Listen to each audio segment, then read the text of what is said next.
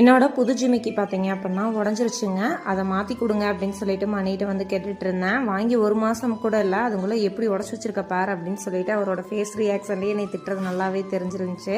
சரி வாங்க பில்லை எடுத்துகிட்டு அதே கடைக்கு போவோம், என்ன சொல்கிறாங்கன்னு கேட்கலாம் அப்படின்னு சொல்லிட்டு இருந்தேன். ஆனால் மணி வந்து இங்கேருந்து வீட்டிலேருந்து கிளம்பியிலே சொன்னார், எப்படி மாற்றி தருவாங்க அப்படின்றது எனக்கு தெரில, ஏதாச்சும் வந்து பற்ற வச்சு தருவாங்களா இருக்கும் அப்படின்னு சொல்லியிருந்தார். எனக்கு கொஞ்சம் கஷ்டமாக இருந்துச்சு. ஏன்னா நம்ம வாங்கி 1 மாதம் கூட இல்லை, அதுக்கு நம்ம ஆசாசியாக வந்து சிறுக சிறுக சேமித்து வச்ச காசில் வந்து வாங்கின ஒரு பொருள். அது நமக்கு உடையில வந்து கொஞ்சம் கஷ்டமாக தானங்க இருக்குங்க. கடைக்கு போனோன்னு சேம் அவங்களும் அதுதான் சொன்னாங்க. வித்தின் 7 டேஸ்க்குள்ளே அப்படி ஏதாவது ஆனால் மட்டும்தான் நாங்கள் எக்ஸ்சேஞ்ச் ஃபுல்லாக எடுத்துக்க முடியும், இல்லாட்டி நாங்கள் பற்ற வச்சு தான் தருவோம் அப்படின்னு சொன்னாங்க. பற்ற வைக்கிறதுனா அங்கே கடையில் வந்து அவங்க கோல்டில் ரெடி பண்ணுற இடத்துல தான் கொடுத்து லேசர் வச்சு கொடுத்துருக்காங்க. பெருசாக வந்து பற்ற வச்ச மாதிரி எதுவும் தெரியலை. தம்பி ரிட்டன் வந்து ஸ்கூலுக்கு போயிட்டு வீட்டுக்கு வரக்குள்ளே நாங்களும் வந்து வீட்டுக்கு வந்துட்டோம். ஓகே ஃப்ரெண்ட்ஸ், எனக்கு இந்த டே இப்படி தான் போயிருந்துச்சு.